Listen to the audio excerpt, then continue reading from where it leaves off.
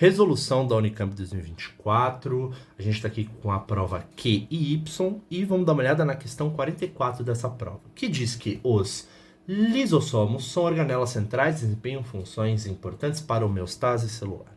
Homeostase, vamos dizer que são as condições normais, nesse caso da célula, poderia ser do organismo como um todo também, nesse caso da célula, já que é homeostase celular. Assinale a alternativa que descreve corretamente a função dos lisossomos representada na figura a seguir. Então vamos falar um pouco antes dos lisossomos. Os lisossomos são organelas celulares responsáveis pela digestão intracelular, ou seja, pela quebra de moléculas dentro da célula, de moléculas, de componentes em geral. O nome delas ajuda a entender isso. Liso vem do grego lise, que é quebra, e somos vem de soma, que é estrutura. Então elas são a estrutura de digestão, de quebra, tá? É isso que elas fazem. Sendo que essa quebra pode ocorrer de duas formas diferentes. Às vezes o lisossomo vai quebrar, vai digerir componentes que vêm de fora da célula. A célula absorve componentes, esses componentes às vezes precisam ser digeridos, quebrados. O lisossomo que vai fazer isso. Quando eu tenho a digestão de coisas que vêm de fora, eu chamo de heterofagia. Hetero significa diferente, fagia é comer, digerir. Então, quando o lisossomo faz a digestão de componentes que são diferentes, que vêm de fora da célula, chamo de heterofagia. Mas às vezes a célula ali tem alguns componentes que estão envelhecidos, não estão funcionando bem e precisam ser digeridos para que, a partir da digestão, eu consiga ali os componentes deles, pegue esses componentes para construir novas estruturas celulares. Tá? Então é basicamente uma reciclagem. Eu pego algo velho, meio que desconstruo para construir coisas novas. Quem vai fazer essa desconstrução, essa digestão dos componentes da própria célula, também é o lisossomo. E aí eu vou chamar isso de autofagia. Auto é algo que eu faço comigo mesmo. Fagia é digestão. Então, digestão de algo próprio. É o lisossomo que faz isso. Entendido isso, dá pra gente entender mais ou menos o que está acontecendo na questão. Ele pede pra gente assinalar a alternativa que descreve o processo realizado pelos lisossomos na figura a seguir. Então vamos olhar a figura. A figura está mostrando aqui o núcleo de uma célula, né? E nesse núcleo em volta você tem o retículo endoplasmático, né? O liso barra rugoso. E aqui você tem esses triângulozinhos que representam as proteínas produzidas pelo retículo endoplasmático rugoso. Essas proteínas estão sendo passadas para essa estrutura aqui, que tem uma série de bolsas achatadas que, caso você não tenha reconhecido, saiba que é o nosso complexo de Golgi ou aparelho golgiense, chame como quiser. Esse complexo de Golgi vai pegar essas proteínas e pode fazer algumas coisas com ela, inclusive, caso essa proteína seja uma enzima digestiva, ele vai formar uma bolsinha e colocar essas enzimas lá dentro, e aí eu posso, por vezes, chamar essa bolsa de lisossomo. Esse daqui é o nosso lisossomo, essa bolinha roxa aqui, beleza? Bom, no outro lado da imagem eu tenho também o retículo endoplasmático rugoso formando essa bolsa que está envolvendo algumas estruturas aqui.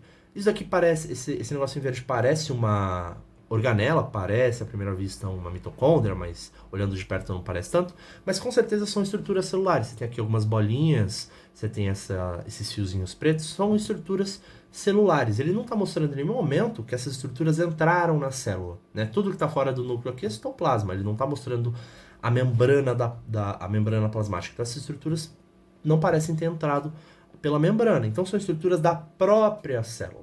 Essas estruturas estão sendo englobadas numa vesícula e aí essa vesícula está se juntando com o lisossomo. E assim funciona a digestão do lisossomo. Você tem lá o lisossomo com as enzimas dentro dele, tem uma outra vesícula com que vai ser digerido e aí juntam-se as duas vesículas e forma-se o lisossomo digestivo, que tem dentro dele as estruturas a serem digeridas, as enzimas que vão digerir, e aí todo o processo ocorre lá dentro, tá? Às vezes eu chamo esse lisossomo digestivo de lisossomo secundário. Bom, o importante aqui é que certamente se trata de um processo de autofagia, o que facilita muito a gente responder essa questão. Por exemplo, a gente pode eliminar, porque fala que é heterofagia. Mas só pra gente também não ficar na dúvida, ele fala de heterofagia por pinocitose. O que é pinocitose, Luiz? Bom, vamos lá. A heterofagia pode ocorrer de duas formas também.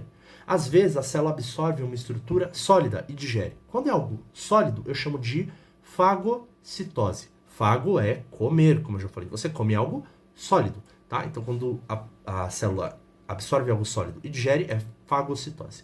Agora, às vezes, a célula também pode absorver uma partícula líquida ou semissólida e também digeri-la. tá? E nesse caso, quando entra uma partícula líquida ou semissólida, eu vou chamar esse processo de pinocitose. Pinos, do grego, é beber. Então, beber é para algo líquido, beleza? Mas não é a A, com certeza. A B, por outro lado, começa bem, fala de autofagia. Só que ela fala que a autofagia permite à célula empacotar, modificar e exportar proteínas sintetizadas no lúmen das cisternas do retículo endoplasmático. Falou muito biologuês, né? O que é lúmen, gente? Lúmen é o espaço oco dentro de alguma estrutura, normalmente de canais. Então, por exemplo, os vasos sanguíneos têm aquela parte do meio deles, que é preenchida pelo sangue, né? A gente chama essa parte oca de lúmen dos vasos sanguíneos. Então, o lúmen do retículo endoplasmático é a parte de dentro dele. Ele é uma bolsa, né, o retículo endoplasmático. E ele vai ter a parte lá de dentro, onde ele vai produzir proteínas. Bom, beleza. Então, você vai ter, de fato, proteínas sintetizadas, ou seja, produzidas lá no lúmen das cisternas do retículo endoplasmático. Legal. O que pode acontecer com essas proteínas produzidas no retículo endoplasmático? Essas proteínas aqui do retículo endoplasmático podem passar para o Golgi, tá? E o Golgi pode dar uma modificada nessa proteína, pode adicionar ali, por exemplo, alguns átomos, algumas moléculas dessa proteína para deixar ela prontinha. E aí ele pode empacotar, ou seja, colocar dentro de uma vesícula, de uma bolsa membranosa e mandar para fora da célula, que seria o exportar, tá?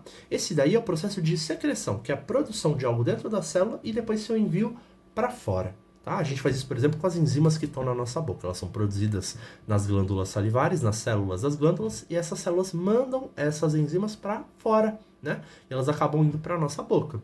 Legal. Isso de fato acontece? Acontece. Mas isso é autofagia? Não.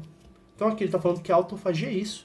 E a autofagia não é isso, isso é secreção. A autofagia, como a gente já falou, é digestão de algo que está dentro da célula, de algo que é próprio da célula. Que é o que ele está falando aqui em C. A autofagia permite à célula eliminar porções envelhecidas, né, estruturas velhas, ou danificadas do seu citoplasma, né?